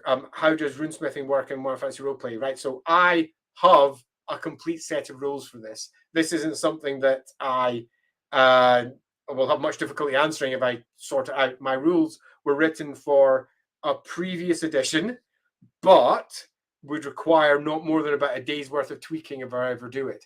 I will get around to it, but I'm not going to do it until I need them for my own games. So at the moment, your best response is to what's the official version. Let's see where that goes. But cut a long story short, it's just a bunch of crafting rules and loads of awesome runes. And they're all manner of fun. I really do enjoy it. So personally, I'm a fan of hex maps. I'm also a fan of hex maps, but I'm not going to do that for our streams because they're actually really difficult to see, particularly with our shitty map cam that we have at the moment. We're going to be getting a new map cam soon. First thing I'm going to have to get is a new PC because I can't open the big gigantic master map, and I've reached the point where I need it. For those of you who don't know, I've got a master map of the Empire, which includes every location from every Games Workshop product that pretty much exists that I built for Warhammer Fantasy Roleplay 2nd Edition to act as the foundation point for all the maps that I made for that game. And I need access to it, but the file's too big now for Photoshop to handle. So I just need a bigger PC. My PC is like 5 years old now, and apparently that's super ancient when it comes to this file. So I'm doing that. Having said that, though, I use hex maps quite a lot for overland stuff because it's fun. If I'd been able to access my master map, I'd have probably built a hex map by now to track where the barge goes as it makes its way around the Empire. At the moment, we're just using a version of the glorious Reichland map that was used as the inside pages inside the rulebook. It wasn't originally specifically created for that. It was originally sort of meant to be a poster, but we ended up shrinking it down, putting it in there. That's why the text is quite small in that. Although it ended up becoming the end pages one. Such is life. The one that we're using has got a couple of the locations on that removed. Places like plot relevant area number 1, plot relevant area number 2 from the Enemy Within that I didn't want on the map. But it's also got a couple of locations added, like say Newfall Young Castle, which is super important for one of the PCs because that's where his family ancestral lands are. So making sure that they were mentioned on the map was pretty dang important. Lore Master, is indeed still there? A LAWhammer specific question. I do like those. Have you had much time to touch on or think about how runesmiths and rune priests of the dwarves would work considering the changes to magic? Yes, as I think my previous one said. Whether that's a PC forging new rune-crafted items? Yes. How legendary artifacts of the dwarves function? Definitely. Or the staffs of rune priests that are able to unleash spells? Definitely. I cut a long story short, yes to all of this. I've already got that mostly pinned down, and I'm very happy with it. I will say, though, that my rune-crafted items are significantly more powerful than their Warhammer Fantasy battle equivalents. And there's a very good reason for that. And it's based on all the way back to 1st edition. Let's take you back in time to the release of Empire in Flames. And for the very first time ever, the Hammer of Sigmar was statted. And it was fucking powerful. It was a pretty goddamn awesome item. Super cool item. And then they released Warhammer Fantasy Battles version of it in 4th edition with the Empire Army list. And it was pish. Master Rune of Alaric Mad, presumably getting through all the armor. Arguably a Master Rune of Scalp Blackhammer. So a double Master Rune item. And arguably some other stuff on there if you want, but ultimately just knocked through armor and did its job. It wasn't a very good item in comparison to what roleplay does. Roleplay has always been a deeper, more immersive, more detailed experience with lots of cool shit that it can do. Its stats are much more complicated. And by that I mean it's not just strength 3 at a basic, strength 4 for a champion, and an occasional strength 5 human out there somewhere. It's a range of strengths starting all the way down at 22 or lower with certain issues in place, all the way up to 100, maybe even more for some humans. And then on top of that, you've got size stats that mean that that scale effectively starts again. A strength 45 troll is significantly stronger than a strength 80 person in terms of the basic odds of who will succeed on a contested strength test, because of the nature of one side needing to get a critical to even compete. So my items are significantly more capable, complicated, and awesome. And that included the rune fangs. I provided rules for every single rune fang. I think I actually might even have sent them over to Graham before I left. So they might even have popped up somewhere or been used somewhere. I'm not sure. But all of the rune fangs were statted and sorted. Galmaraz was statted and sorted. And that was all part of building up the dwarf runic magic, because that's pretty dang important. I mean, you can't play the enemy within if you're not going to stat up rune fangs and the bloody hammer of Sigmar. It is, after all, Warhammer fantasy roleplay. Also, Andy, how much would the community need to bribe you to create current episodes? I have no desire to be creating whole new rulebooks off on the side. I have very limited time that I'm putting aside to building up the LAWhammer stuff, and that limited time is not going to be spent building something that I don't need for my current campaign. So it would have to be more money than it's really worth mentioning. I have my day job, which I'm working on and enjoying immensely. Paraphrasing Aristotle, we learn to do by doing. I agree completely. Let's move down there. General Caster says, one of my parties is a Bretonian. Good to hear. His brother is the head of their family. Nice and Musolon. But the brother has married into an imperial noble family. Great. How much havoc is that going to cause with succession laws? Potentially a lot. And I don't want to say how it's been done in my game, because it might actually spoil some plot points, because there are some characters who have Bretonian lineage. And in the Empire, that's often, to a degree, sort of covered up, if they possibly can, because of certain political issues that can cause for some. Cut a long story short, will it cause havoc? Potentially. Depends where they are. But the succession laws on both sides of the Grey Mountains are pretty clear. And because of that, you'll find that some on one side will most certainly not marry certain people unless they absolutely have to. In this particular case, we've got a Bretonian whose brother is the head of the family. That seems fine. The brother is married an imperial noble family. That seems fine. So it's a woman who's married across the Grey Mountains, I presume, into it. They, as far as everyone was concerned, their kids would be Bretonian. There'd be no issue. But there'd be all manner of havoc potentially sitting on the edge there. I need more specifics to go into more detail. If you had to pick a favorite monster in Warhammer, what would be the weirder? What would it be? Favorite monster? Okay, I can go relatively obscure. Naiads were dropped into fantasy roleplay, effectively the equivalent of the Warhammer Dryads. I enjoyed those, and I've used those in this particular stream, but I wouldn't say they're a favorite, but I do enjoy them because they add a layer to the elves that were not necessarily there, but could have been. I do like the Lamassu because it's proper crazy. That's quite a creature. I was going to pick out what I do like Zotes, just because they're controversial, but I do like a Zote. So I'm going to pick one though. Remember the old Kyrin that was in, or the Kieran or the Karen, Chirin, that was in the army list for 3rd edition Warhammer, basically big sky horse. That's how they pitched it. With it almost looked like a unicorn. It was a very odd way of putting it, but I always wanted to rejig that and remake it. Indeed, by just simply saying that, it makes me want to go back and start organizing some of the material that they very poorly did from that era. So maybe do something like a temple dog and change that around a little bit and completely rejig. I don't know if you know what they did with Nippon back in those days, but they had a religion called Vimpto. And if you're from the UK, you know just how bad that is. And their other religion was Orange Simca, named after somebody's car. when you start taking somebody else's culture and naming it after your mate's car, you know you've got some sort of cultural appropriation issues. So that's stuff that we wouldn't be doing. But I really like those creatures in general. So let's say those. Undead and Alive says, what can you tell me about Mother Ostankia? See,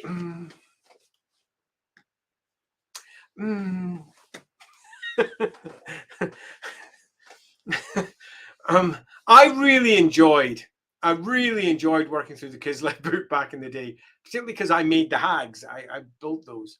Do I still have the file? Let me just check something up while I'm there.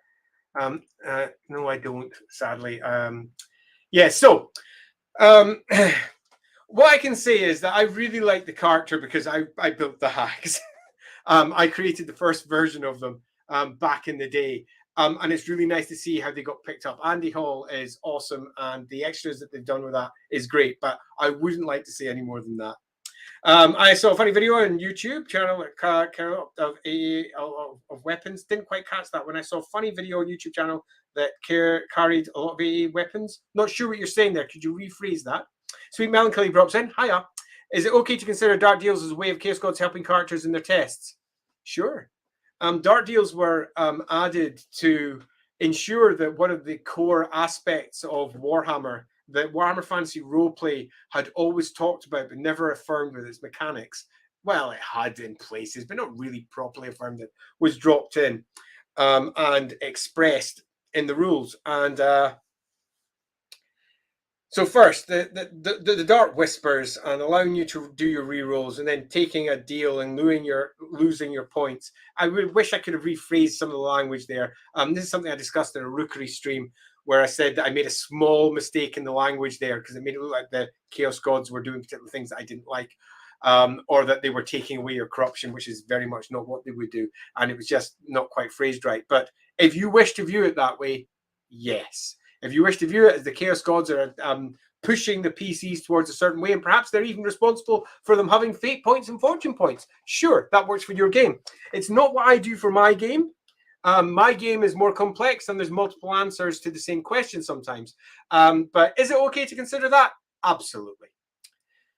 In Erickson's Malazan, good old Malazan Books of the Fallen, there's a soldier that picks up and collects every weapon they find because every time they use one, he loses it or breaks it. Yeah, absolutely.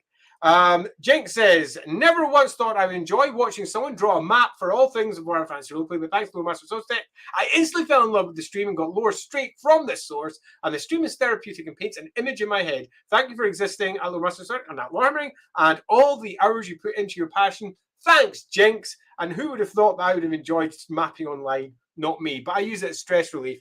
I tend to do it on Thursday evenings. I'm intending to do one tomorrow, assuming that my health is still sticking at the consistent level that it's doing just now. I might not stream for long, might only be an hour or two, but I'll probably do one. I'll confirm whether I'm doing it or not tomorrow. But I do plan to, because I do enjoy my mapping. And indeed, big thumbs up from Lawmaster.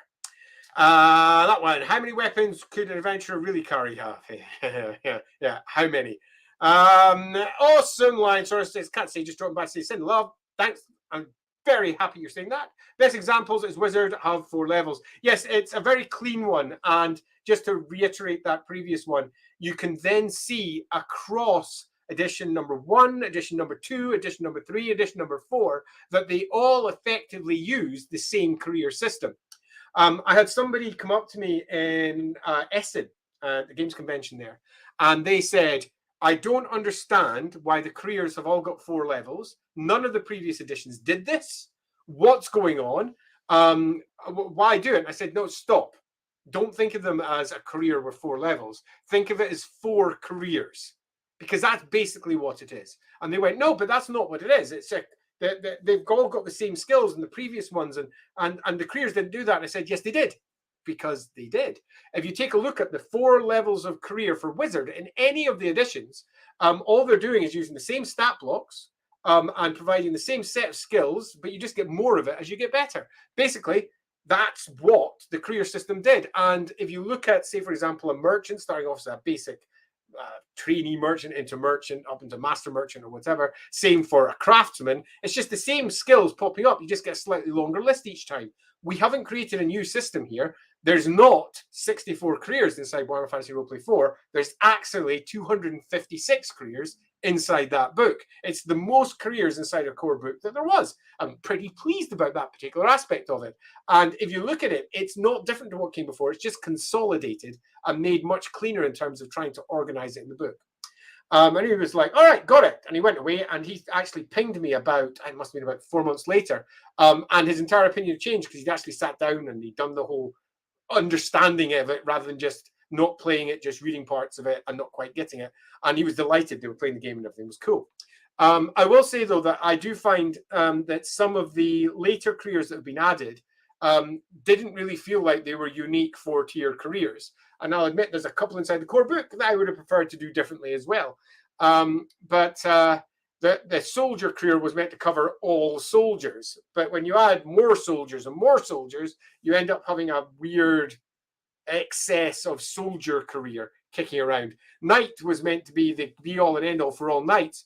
And when we were planning the career system, well, when I was planning the career system, the plan was always to add extra levels. So you'll find that the careers that we built for Warhammer do that. So instead of me saying, here's a career for, I don't know, a Sigmarite witch hunter, I'll just go, here's the witch hunter career with an extra bit on the side for how the Sigmarites do it.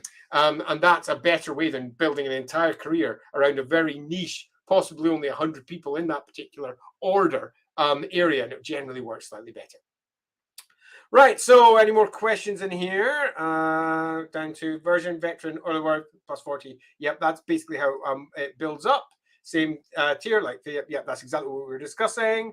There's also Wood Elf Shooter, Hunter, Scout, Elf Carrier, Bow Shooter. Yep, indeed. Most important question, are you going to play Baldur's Gate 3? We can play together. Bring Lindsay 2. Yes, I'm playing Baldur's Gate 3. Wild horses couldn't drag me away from that game. It's totally happening. We had the person who helped build all the lore for that game, Lawrence Sheck, on one of our Rookery streams, and we didn't discuss Baldur's Gate 3 because at that point it was deeply under NDA. So what we discussed about instead was Elder Scrolls, because he'd also been the lore master for Elder Scrolls. I believe he lives over in Ireland. And he was responsible for a good chunk of early D&D stuff as well. But behind the scenes, we did have a good chat about what was going into it. And I'm beyond sold. Will I be playing that game? Damn freaking straight. Ratcatcher level 4, yeah. The Ratcatcher level 4 was actually built when we were doing it with Fat Shark, who built Vermintide, in mind. Lore Master Sotek, I'm still watching your Warhammer Fantasy Roleplay, the Halfling. I presume that's something on the side. Because I'm not sure about that. Hard to get all the talents for a career. It is. Jinx then says, with the Halfling Lore Master, let's go on to the next question from Sharokin, aka Stuart T. Why in Sigmar's name are you wearing a heavy hat in this heat? Because I put it on this morning for reasons I don't understand and have yet to take it off. It's because I had a whole bunch of new, here we go. I had a whole bunch of new pills to pick up. And for reasons I don't understand, I do understand. It was raining when I went out. I popped it on and I just haven't taken it off. Hammond then asks, if you have too many cucumbers in your packs, are you over cucumbered? Sidon likes the shirt. Glad to hear it. You're still talking amongst yourself. Adrian Smith is indeed the GOAT. He's the best. JL then says, well, probably just for this last campaign for the Crit Role guys. Seems like they're inclined to take their own system for the next campaigns. Yeah, I agree. Darrington Press. I've worked for Darrington Press a few times. I've done some maps for Critical Role as well. In fact, that's why I was working for Darrington Press last. And they've definitely dialed deep into their own systems. And that is, I think, going to lead in some very interesting ways. I will be interested to see if they stop doing Critical Role, whether this is their last campaign or whether it moves on to another one. Regardless of what they do, enough power to them. I hope it goes very well.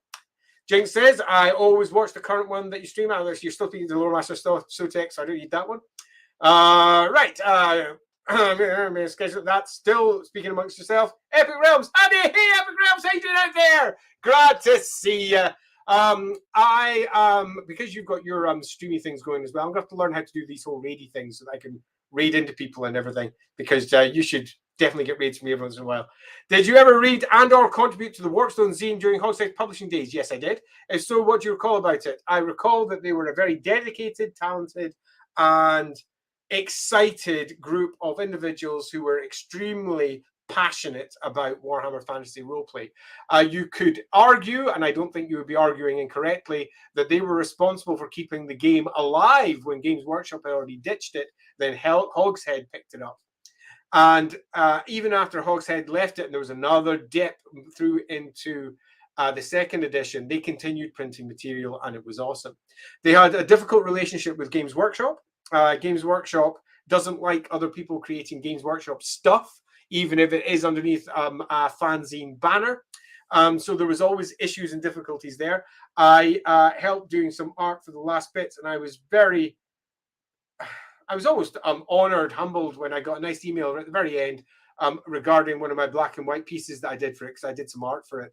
And they said, and I'm sure it was said to everybody, but regardless, they said it to me too, that it was one of their favorite pieces that they'd ever had in all of the Warpstones that they'd ever had. And that put a big smile on my face at the time. I'll maybe go into Discord and drop that picture out, because it was a particular one. I think it was actually was that for Jadrax that I did that one? Alexander Bateman. I think it was for his adventures. Regardless, I have a lot of time for Warpstone. Loved it deeply. Have a bunch of them all over the place. Yeah,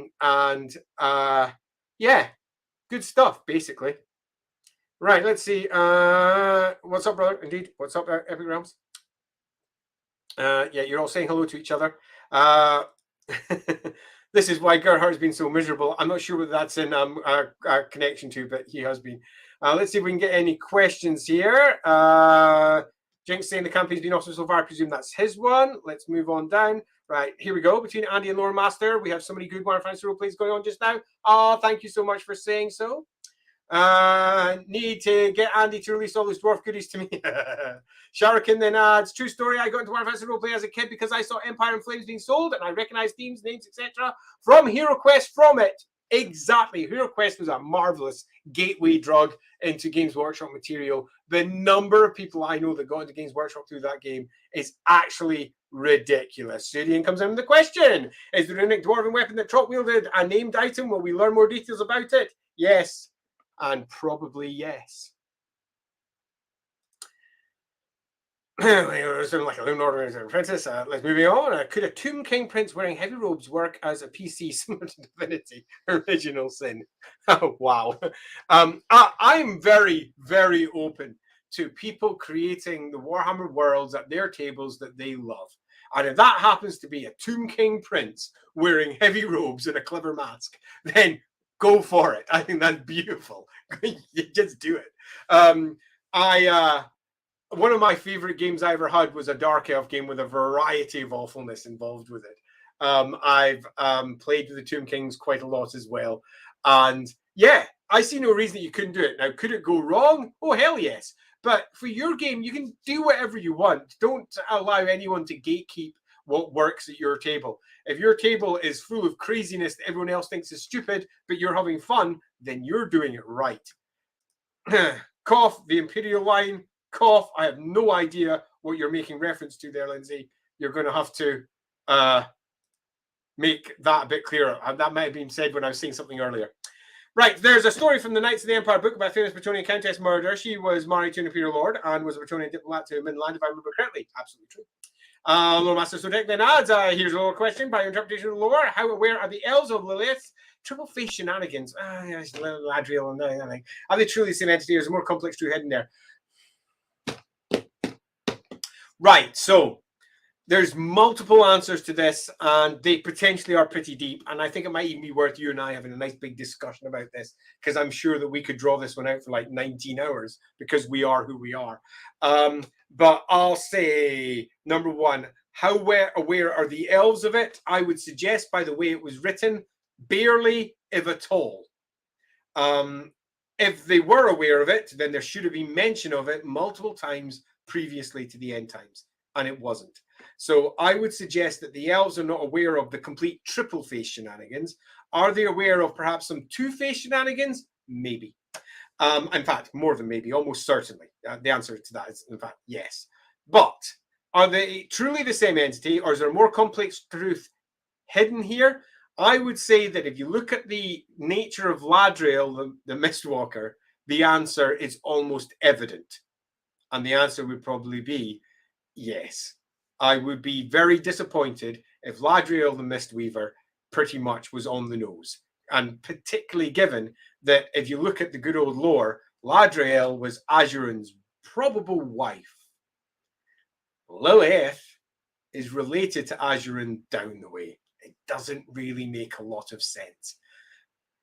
It could make some, but not a lot, depending on how you look at it. It doesn't look like it's likely. So I think there's potentially a very interesting story to tell there. Jinx! Oh, you're speaking to Lore Master. I shall pop past that one, unless you're saying something no, that you're talking about Lustria just now.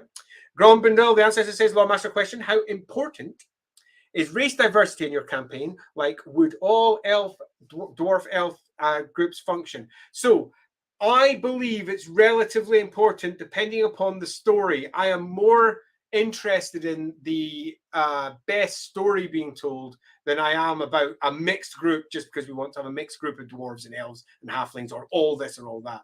I have run stories that were held entirely in the colleges of magic, so they were entirely human.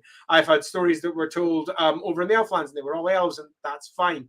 But having different species all building together for me is worth it if it's good for the story, if it's good for the setting. My group originally had a dwarf in it as well. It was going to be a dwarf human elf mix.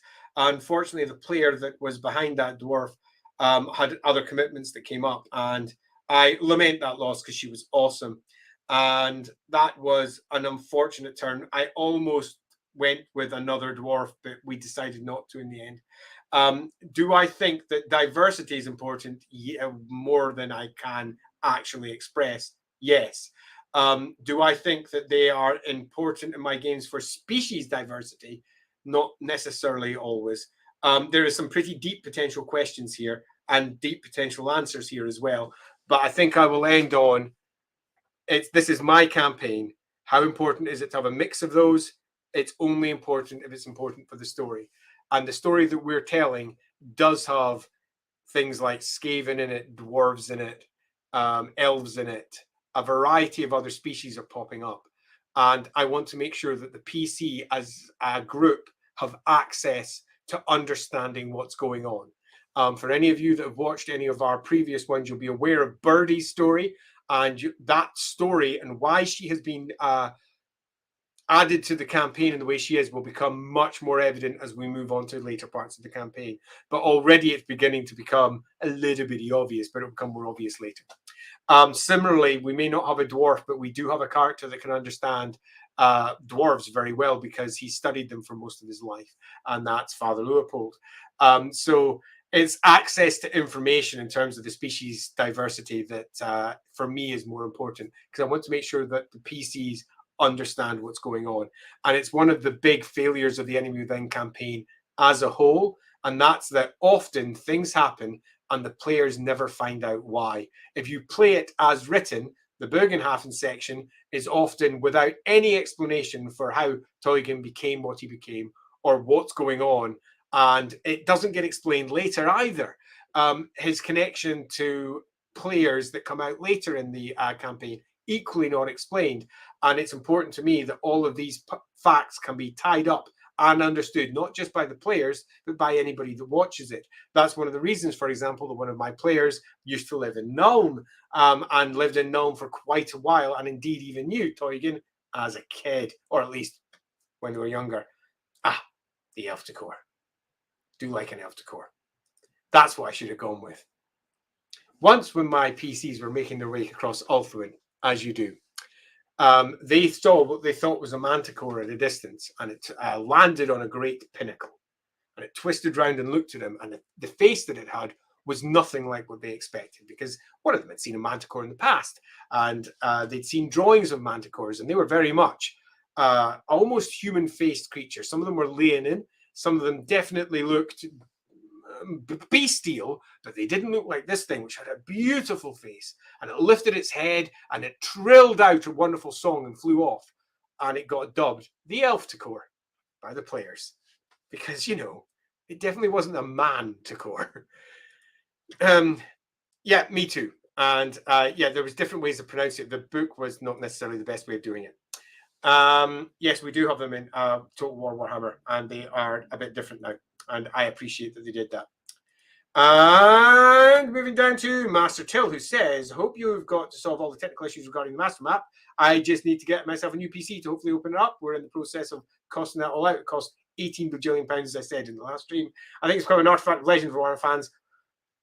It may indeed become a thing again. We'll find out if I can open it. How about rules to lose corruption points? Humans can pilgrimage to God's temples. Dawi can pilgrimage to ancient ancestors. Yeah, that's already to a degree inside the book. It mentions different ways using penances to remove corruption points. There's not a lot detailed there. The plan was when we did the equivalent of the Realms of Chaos books, which I already had planned by the time I resigned. They were going to be written by, oh, it just makes me sad just thinking about that, actually. They're going to be written by someone who's dead now. I'm sad. But he wrote the original Realms of Chaos books, and he's going to come back and write them for us, Mike Brunton.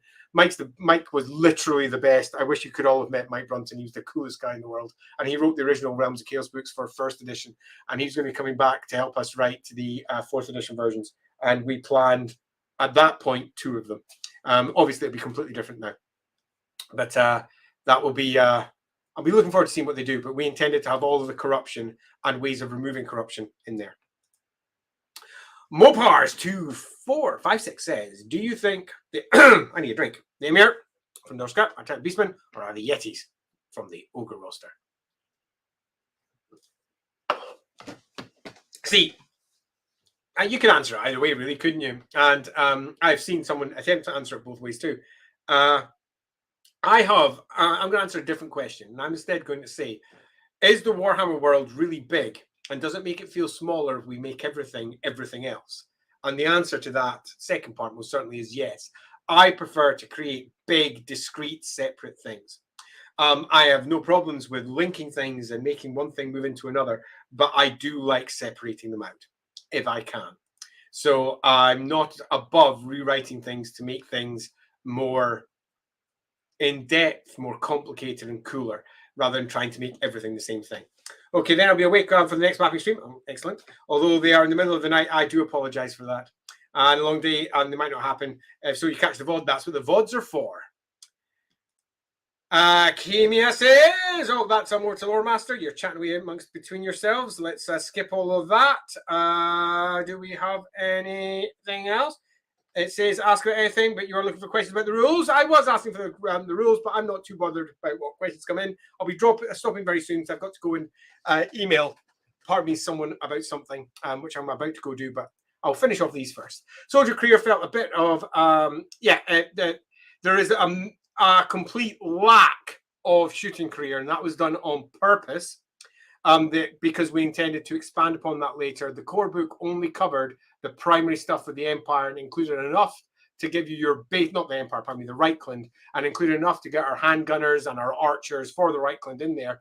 But they were fully intended to be expanded later so that we could cover the far more, let's say, elite versions of those units, like our Hawkland long rifles or whatever. So there was going to be a proper shooting career added. I'm sure they've already done it. Your plan to apply vision rules, elves have different vision strategy and talents applied to an improved elf. Yes. So let me just say that one more time. You plan to apply your vision rules, i.e. elves have different vision to humans, and talents apply to the an improved elf. And the answer is yes. I'll explain that a little bit more clearly to make sure you understand there. When I'm doing a slightly fuller write-up for each of the species for my game, and that includes some of the core species difference. These are not talents per se, because talents suggest that human is the norm and that talents go on top to create other shit. And that's not how I'm doing it for my game. I'm doing that different species are the norm with their own little special little rules. And that talents apply to everybody. So I'm not making talents that just apply to individual species, although individual careers is fine, but not individual species per se. So that means that I'm going to have elves that see more broadly than humans. They've got more acute vision, and they see into a slightly different spectrum, for my elves at least. And if they have acute senses, that means they see better than other elves, which means that they see better than humans, because humans have got a different visual acuity. My halflings also have a slightly different visual acuity and can see things that elves can't see. Indeed, humans look almost, well, I'm not going to go into what humans look like with my halflings, but they do not look like what you would expect. A good starting point for that is go look at someone underneath ultraviolet light and how different that they can look when you can see all the different things that has happened to their skin because of the ultraviolet light. That's a good starting point, but that's not it. What's your favorite recent interview and why was it Epic Realms? So my favorite recent interview was with a stream called Epic Realms, and I recommend that you go and immediately follow their channel Epic Realms over on Twitch, and also go follow their YouTube channel, which I believe might be called Epic Realms. And why not do that now? And while you're there, go pop down and find the subscribe button for wherever I'm currently streaming, whether that's on YouTube and Twitch. Please press it if you haven't already. If you have done that already, go tell your friends to do it, because we need more followers, God damn it. We're still in the infancy of our channels. I also play Excellent, though I'm very curious because I love As Do I and Shadows of Am so much, yep, so do I. Hammond then comes in. LAWhammer, if you haven't do something, we're still over cucumbered. Is this? Is indeed. Right, let's see if we have any more questions down here. Let's see. Sorry, this isn't rules. That's okay. We've already covered this one. Am I going back over old questions, or the double coming up in StreamYard here? They are indeed. I'm going to have to skim right past those and go down here. On the same note, will you keep talents and traits as different, or will all apply to all? I am still arguing with myself regarding traits. Traits were the problem was that the traits got mixed up with the talents. Several of the things that were supposed to just be traits, and traits were meant to be used to distinguish NPCs and different species. If anything, you put a trait on to say elves see this way, not a talent. But they got mixed up, and things like size got dropped into the talent mix, and that caused quite a lot of blurring that I didn't like. I'm pretty much keeping my traits. Traits were uplifted, if I'm being honest, from Warhammer Quest, the original Warhammer Quest, that used a long list of stuff for how the special rules work to keep it simple. I have some regrets for how they work, but yeah, still using them probably. Sharon, aka Stuart T. I read the black and white art in Warstone. It was indeed fantastic art.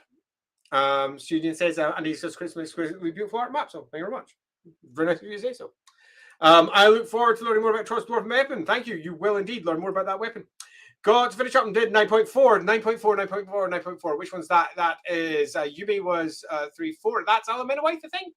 And the rest before Friday, so I'm caught in the Friday stream. Got to finish up. So Alameda White's one is, yeah, there's a few things in that one. Bit of a surprise. They got the name of a big creature wrong, but that's something you'll find a lot on my streams. If my players can get stuff wrong, I'm happy to lead them down paths where they get stuff wrong, words wrong, things being misunderstood. So eventually, when they do find it out, they find out that they're not infallible. What are my thoughts on doing LifeMaster? I think that's a great idea. I think I may have mentioned this in the stream yesterday. LifeMaster will translate over very easy, or Lichmaster if you prefer. I can't help but say a CH as a H because I'm Scottish. And that's just the way it is. It's LifeMaster for me. I don't care what anyone else says. The rest of the world may say Lichmaster all they want. Cut a long story short, I think it should be done. And if you fancy doing it, do so. In Poland, Warhammer Fantasy Roleplay publisher, they keep live until 4ed was announced. That's right, even when they translate the publisher. And there are all the books except 2 that were lost original material. Shades of Empire, Compendium Account. For most part, it was even more popular than D&D in Poland. Now I feel is more diverse with a lot more systems. Well, that's probably a good thing, because a diversity of systems is always a nice thing, I say. I have played a bajillion games, different games in my past, and I wouldn't enjoy the ones that I do play more now as much if I hadn't played all the others.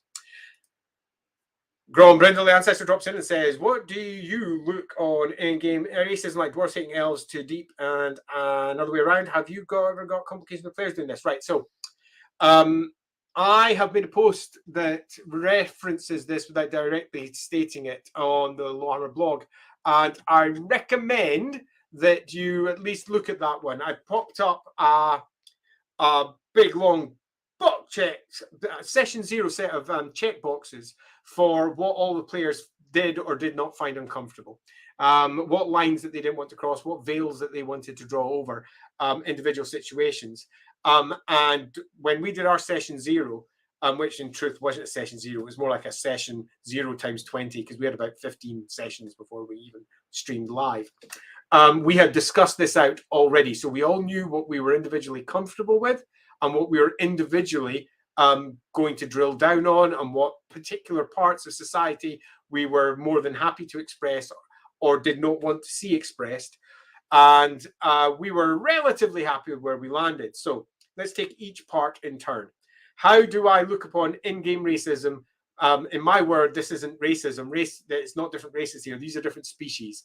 Different races would be like high elves and dark elves. They're different races. Or you could argue Artilians and our Nipponese. They're different races, arguably. But I don't like using race for that because there's a lot of heavy connotations with the word race that I'd like to avoid. But I will drop in speciesism, so to speak. Am I happy with my dwarves hating elves? Absolutely. It's been written into the background. I have no problems with that. I have lots of problems with it being a stereotype that is applied blanketly for the thoughts and the reasoning behind it to be removed, for it to be intractable and unbreakable. I don't like that either. But have I got any problems with it being used? No. I don't like it being used unless it's telling a good story, though. Unless there's something going on. If it's just being used for the sake of doing it, yeah, no. Have I ever had complications with players doing this? No, because we always talk it out beforehand. We always know where we're going. And if things are going to be difficult, we generally chat about it first and we'll put up warnings. For example, when we did our first Birdie stream, with the Tales of Altdorf, when Birdie went, well, she went down under, where, where things are a bit different. And she went through some particularly awful situations. And I put up a warning before that stream to make sure that everyone was aware that that almost certainly was going to be the case. There was going to be a bad situation coming up. So if you haven't watched that stream, do recommend it. I got to get very shouty and screamy at points. It was super fun. And I'm very much looking forward to playing the character in that one again. Hi, just came in here. Don't know if it's already been asked, but is Warhammer Fantasy Roleplay beginner friendly? I love the setting, but I never played any roleplay game. Anyway, I love your streams. Truly a great content. Hi, Christiane. Assuming I'm pronouncing your name correctly. I apologize if I'm not. Yes and no. I say yes because the starter set for Warhammer offers a pretty strict and standard version of the rules that are super easy to play. The core book, though, could really do with a bit of an edit to make it super easy. The game itself, when it's actually being played, is super easy. It's not difficult. It's just much of the core book could have gone through a different editing process. I think it is pretty easy. I have no problems with it. Most of the people I've played with have no deep problems with it. It's a percentile system. And it tends to be fast once you know what you're doing. I would generally recommend, if you are playing it, play it with somebody who already knows. If you don't have somebody who already knows, find yourself somewhere like, say, the LAWhammer Discord. And if you've got any questions about how any of it works, just ask there, and you can have it very simply explained, because most of it is pretty easy. There's some fine Facebook groups as well out there that are worth having a look at. The Warhammer Fantasy Roleplay 4 discussion boards are good too. The reason that I mentioned, say, something like our Discord is because you tend to find, if you post in more open forums like Reddit or Warhammer Fantasy Roleplay Facebook groups, that at least 7 or 8 of your replies will be, don't play that game, play a different game, because everybody's got preferences. And sometimes that doesn't answer the question you're looking for, which is just simply, how does combat work? Or how does this work? Which rule can I ignore? Which one does everyone think is unnecessary? I will also say, though, that we're playing a simplified version of the rules for our streams, and eventually all of the house tweaks that we're using will be popping up on my blog. So if you do want to have a simpler version of the rules, we'll have one of those up too. Anyway, I'm glad you love the streams. I'm glad you like the content. The game that we're playing is not that difficult. Undead and Alive says, I love the vampires. Me too. Since I play Total War, it makes Total Warhammer totally my favorite faction. Is quite right too. So back in Thomas Salvation, it's mentioned that what, Lord Master, what? The Belfani tribes left behind at Oghamstone. Yes, they did. Talks about the Great Horned Rat and Sodak the Serpent, seemingly centuries before those powers truly emerged no one. Yeah. Does this suggest some secrets about those two gods, or is it that the Belfani were extremely gifted with foresight? Right. So I wrote that section, and I know exactly what it was saying. I'm one of those people that doesn't like confirming or denying certain things because I prefer people to have their own answers and to come to their own conclusions and to not tie down other writers from coming to their own conclusions too. As a writer, I tend to try and open doors rather than shut them. I tend to try and suggest that the world is more complicated and deeper than people might expect. And here's one example of how it could have manifested. So I will say that the Belfani, my version of them, are not gifted with foresight to any great degree, though. Who is Ladriel? Ladriel and Mistwalker. She's awesome. Go just do a quick web search for Ladriel and Mistwalker. She is the primary deity that Alamenowith is following the path of. She follows in the footsteps of Ladriel in the same way that, say, the Phoenix Guard follow in the footsteps of Azurin, or the Sword Masters of Hoeth follow in the footsteps of Hoeth, although in truth the Lore Masters of Hoeth do that in a very different and arguably more appropriate to Hoeth type way. Much like the War Dancers follow in the footsteps of Loic. We've got a variety of path rules that represent all of those. Right, so that's that one. Do you think there's any relation between the trickster god Loic and the phrase Ladriel's shadow that Alamenowith use? In my case, hey Lindsay, Lindsay's just come home. In my case, the answer to that is there a relationship? Sure, but they are speaking to two very different gods. Laura says, nicest time to see an elf character on live Warhammer Fantasy Roleplay. Delighted to help. We have our elf player sticking her head in now, just coming back from the gym, which indeed is my call to almost come to an end. So I'm going to rattle through the end of these. My first Warhammer Fantasy Roleplay character first name was a Druidic Initiative from Albion. Lovely. Do you recall your first Warhammer Fantasy? My first Warhammer Fantasy Roleplay character. Is that not the one you've got the picture on? Yeah, I can't remember what it was though. One of the joys of having had COVID is that my long-term memory got shot. I've got a picture of it somewhere because I was that kid. I think it was a girl. It was a girl. She had dark hair. I can almost see the picture. Doesn't matter. I will remember that and remember it. Pop into my Discord, keep bugging me, and I've dropped my wedding ring. Good timing. We love the way PC diversity is being used to showcase the broader world building lore. Yeah, that was something that we were very keen on. Not necessarily diversity of species or diversity of, although we do have an Epinese in there as well, diversity of race, but most certainly diversity of character. That was super important for what we're building for our version.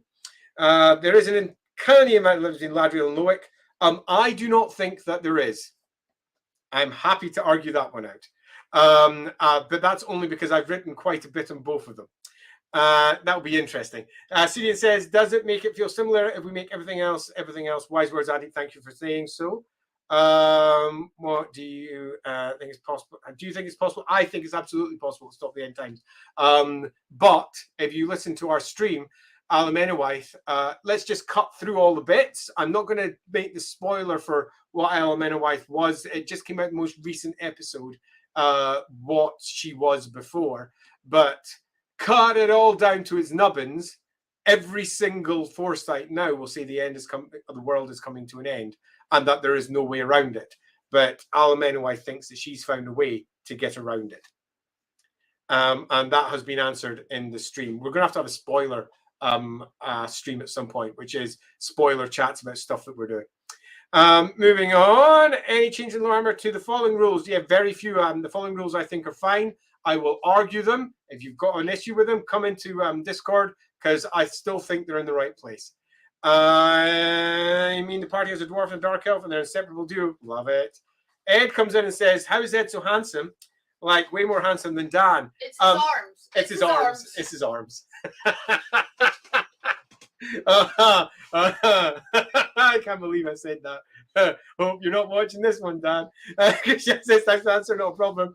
Aaron drops in with, what's the inspiration and flavor feel for the Belfani? Can you give a quick breakdown? Thanks.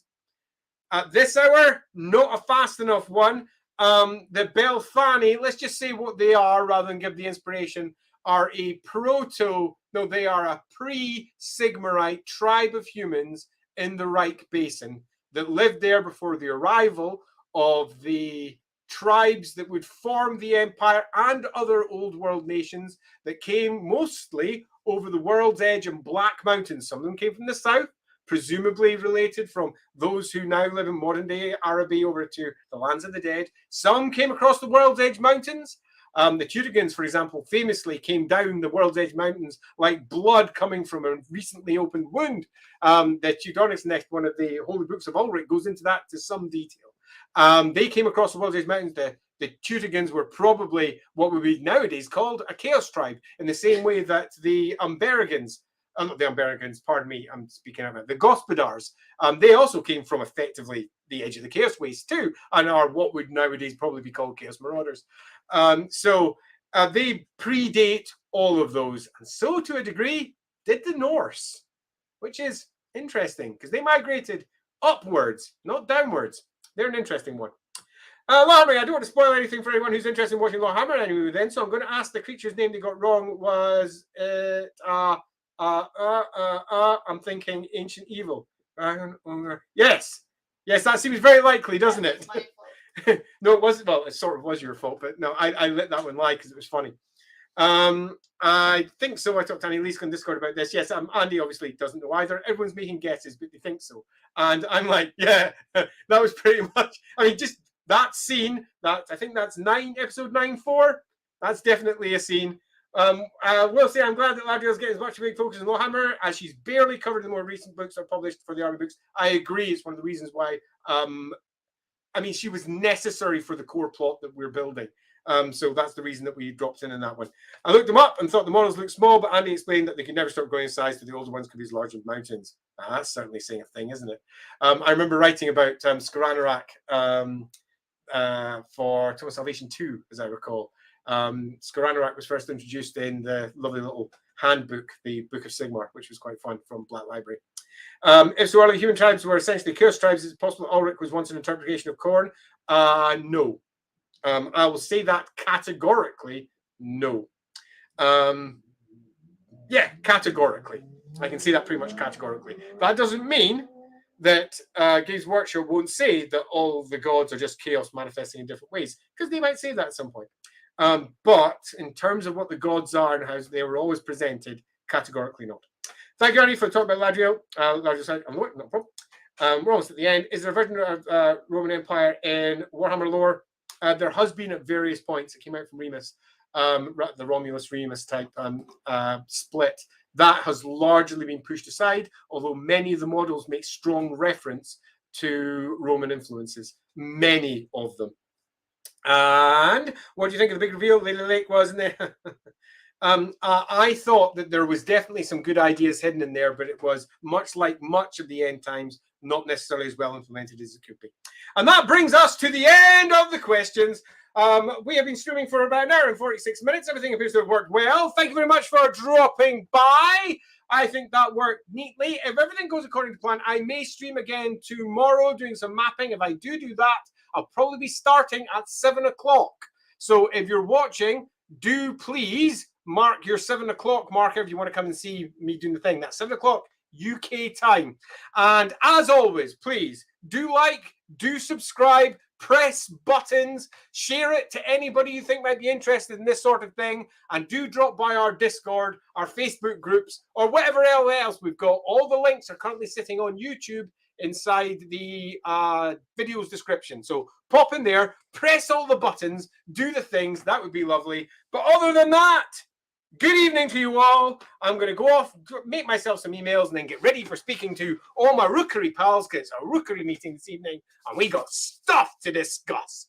Good times. So until that, tomorrow, see you all later. Bye-bye.